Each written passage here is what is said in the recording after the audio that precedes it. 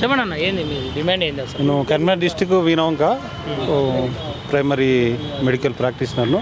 Okay, మాకు ఉన్నటువంటి ఇప్పుడు కొత్తగా కూడా మేము ప్రాక్టీస్ చేస్తలేం. గత 70-80 సంవత్సరాల నుంచి ఎలా చేస్తున్నారో అంతవరకే మేము ప్రాక్టీస్ చేస్తున్నాం. మేము ఆపరేషన్ చేయడము, డెలివరీలు చేయడం అలాంటివి ఏం చేయట్లేదు. ఓకేనా?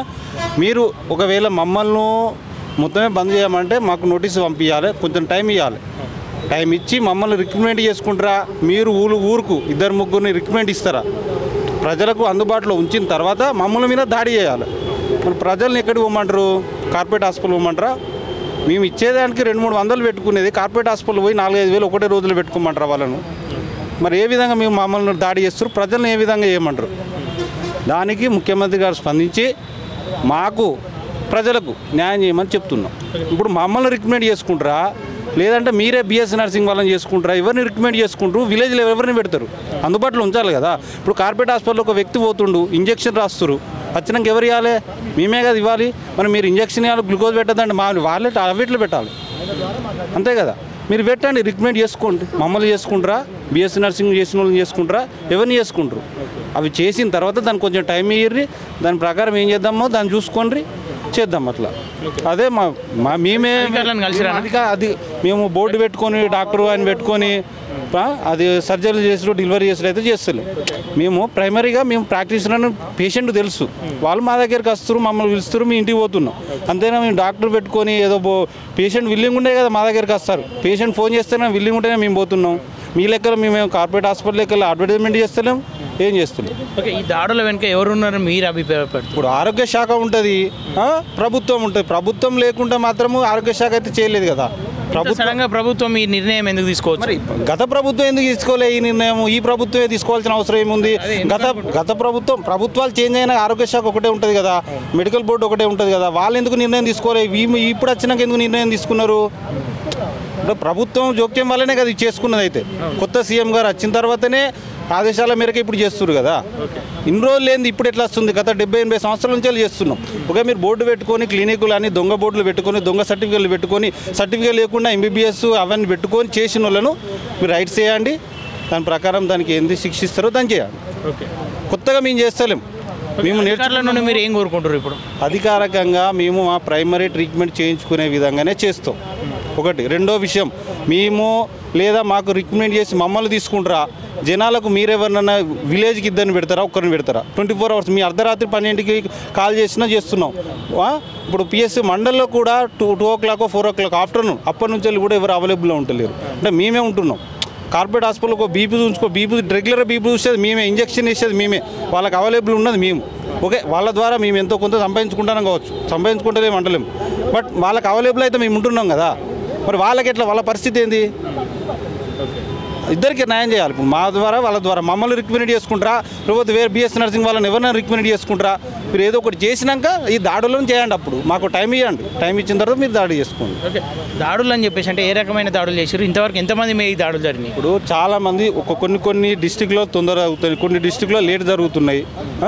ఇప్పుడు ఇంజక్షన్ ఇవ్వకుండా ఏ ఒక్కరైతే ఇంజక్షన్ ఇవ్వకుండా జరగదు. టీటీ బట్టిగా దెబ్బ తాకితే టీటీ ఇంజక్షన్ కొరకైనా వస్తారు. టీటీ కూడా మేము ఏమంటే ఏముంటుంది? వాళ్ళు వస్తారా? రారు కదా. పట్టి కట్టుకోవాలంటే రోజు పట్టీలు అంటే దెబ్బలు తాకుతాయి, పట్టీలు కట్టుకోమంటే ఇప్పుడు పట్టీలైనా ప్రైమరీగా చేస్తుండే కదా.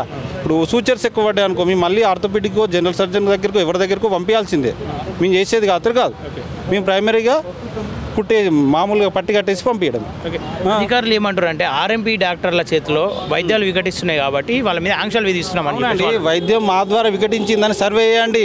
డైలీ ఆర్ఎంపీల ద్వారానే మరణించిన వాళ్ళు ఎంత, కార్పొరేట్ ద్వారా మరణించిన వాళ్ళు ఎంత సర్వే చేయమనండి. ఎవరు మరణిస్తారు, ఎన్ని ఇంజక్షన్లు వేస్తారు, ప్రైవేట్ హాస్పిటల్లో ఏమేమి ఇంజక్షన్లు వేస్తారు, కేస్ షీట్ మొత్తం తీసేయమన్నారు. ఒక పేషెంట్ అడ్మిట్ అయితే వాళ్ళేమి ఇస్తారు, మేమే ఇస్తాను. అడ్మిట్ అయిన ఏ డ్రగ్ ఇస్తారు, అడ్మిట్ అయినాక వాళ్ళు మెడిసిన్ ఇస్తారు కదా మెడికల్ షాప్లో, ఆ మెడిసిన్ తీయమనండి. వాళ్ళు ఏమి ఇస్తారు, సబ్జెక్టు ప్రకారం ఆ పేషెంట్కి అదే ఇంజక్షన్ అదే ఇవ్వాల్సి వస్తుందా అని సబ్జెక్ట్ తీయమనండి. అప్పుడు తెలుస్తుంది ఎవరు అనేది. మా ఒక్కరి మీద దాడి కాదు, కార్పొరేట్ హాస్పిటల్ మీద దాడి తీయమనండి వైద్య రంగం, అది తెలుస్తుంది కదా. ఒక పేషెంట్ జ్వరంతో వచ్చిండు, సబ్జెక్టు ప్రకారం మనకి ఏమేమి ఇవ్వాలి అవన్నీ చూసుకోమనండి, అప్పుడు తెలుస్తుంది. వాళ్ళు ఏమేమి ఇస్తారు, మేమేమి ఇస్తారని తెలుస్తుంది. మేము ప్రైమరీగా ఏమి ఇస్తాము, మామూలుగా జ్వరం టాబ్లెట్ జలుబు టాబ్లెట్ అది ఏదో ఇస్తాం, అంతకుమించి అయితే ఏమి ఇవ్వలేం కదా మేమైతే. ఒక 2 రోజులు చూస్తాం, 3వ రోజో 4వ రోజో వేరే హాస్పిటల్ కన్నా ఊరి డబ్బులు ఉన్న వాళ్ళు ప్రైవేట్ హాస్పిటల్ పోతారు, డబ్బులే గవర్నమెంట్ హాస్పిటల్ పోతారు. మా ద్వారా వాళ్ళు మా దగ్గరికి డైరెక్ట్ వస్తారు, మేము రాని బోర్డులు పెట్టుకుంటలేము, మార్కెటింగ్ చేసుకుంటలేము, అంతే కదా. మరి దానికి టైం ఇవ్వండి, గవర్నమెంట్ టైం ఇవ్వండి. రికమెండ్ మమ్మల్ని చేసుకుంటారా, మీరు రికమెండ్ చేస్తారా, విలేజ్కి ఎందరు పెడతారు, వాళ్ళకి అవైలబుల్ ఉండాలి కదా, జనాలకు కూడా అవైలబుల్ ఉండాలి కదా. ఈరోజు పాదయాత్ర పెట్టారు కదా, పాదయాత్ర ఎందుకు అడ్డుకోరు పోలీసులు? మాకు ముందే పర్మిషన్ తీసుకున్నా అన్నారు, మా గౌరవనీయులు ఉన్నారు అధ్యక్షులు, ముందే పర్మిషన్ తీసుకున్నారు, టైంకు పర్మిషన్ లేదన్నారు. ఇప్పుడు వాళ్ళ ప్రభుత్వం వాళ్ళు ఏం చేసినా నడుస్తానే ఇవి ఇష్ట రాజ్యంగా చేస్తున్నారు, లేదన్నారు, దాని ద్వారా ఇప్పుడు ఆగింది. ఇప్పుడు మేము అరెస్ట్ చేశారన్న ఇప్పటికి దాదాపు ఒక 200 మంది అనుకుంటా. ఇప్పుడు రాష్ట్రం మొత్తం కలిసి చేస్తారా, కొన్ని జిల్లాలు? రాష్ట్రం మొత్తం కలిసే చేస్తున్నాం. కొందరు ఎంతమంది ఉంటారు అన్న ఆర్ఎంపీలు రాష్ట్రం మొత్తం? మినిమం 70,000 నుంచి ఎక్కువనే ఉంటారు. 70,000. అవును. ఓకే, అధికారులను కలిసిరా ఇంతకుముందు ఏమన్నా? కలిసిరు, అధికారికంగా కలిసిరు, మా ప్రయత్నం మేము చేస్తూ అంటారు, కానీ దాడులు ఆగట్లేదు. ఓకే, మేము డిస్టిక్ నుంచి వెళ్ళి ఉన్నారు అధ్యక్షులు, వాళ్ళు పిలిపించుకోండి, దానికి టైం ఇవ్వండి, దాని ప్రకారం మీరు జనాలకు ఏం చేస్తారో మేమేం చేయాలని చూడండి. వాళ్ళు మమ్మల్ని పిలిపించుకుంటారు డిస్టిక్ వైజ్గా, మేము మాట్లాడతాం, వాళ్ళు మాట్లాడతారు, దాన్ని బట్టి ఏం చేద్దామని తెలుస్తుంది. కానీ ఒకటే రోజులో మీకు దాడులు చేయడము అంటే, మేము ఇన్ని రోజులు బతికిన వాళ్ళము ఒకటేసారి దాడి చేస్తే మేము ఏం పని చేసుకోమంటారు మేము, అంతే కదండి. మీకు సమయం ఇచ్చి ఏదైనా సమయం ఇవ్వాలి. మీరు కూడా జనాలకు విలేజ్ల ప్రకారము ఎవరిని రిక్రూట్మెంట్ చేస్తారో చేయాలి, ముందు వాళ్ళకి చేయాలి రిక్రూట్మెంట్, వాళ్ళకి చేసిన తర్వాత మా మీద దాడి చేయాలి. ఏదో మీకు ఇష్టారాజ్యంగా మీ అధికారంగా ఉన్నది ఇష్టారాజ్యంగా చేయడం కాదు. మీరు విలేజ్లో ఎవరినన్నా పెట్టిన తర్వాత మా మీద దాడి చేయండి. మీకు మమ్మల్ని రిక్రూట్మెంట్ చేసుకునే అంత మా దగ్గర ఉన్నది అంటే మమ్మల్ని రికమెండ్ చేసుకోండి, లేదంటే బీఎస్సీ నర్సింగ్ వాళ్ళు ఉంటారు, జిఎన్ఎం వాళ్ళు ఉంటారు, మీకు ఎవరు ఇష్టమైతే వాళ్ళని చేసుకోండి, అంతే కదా.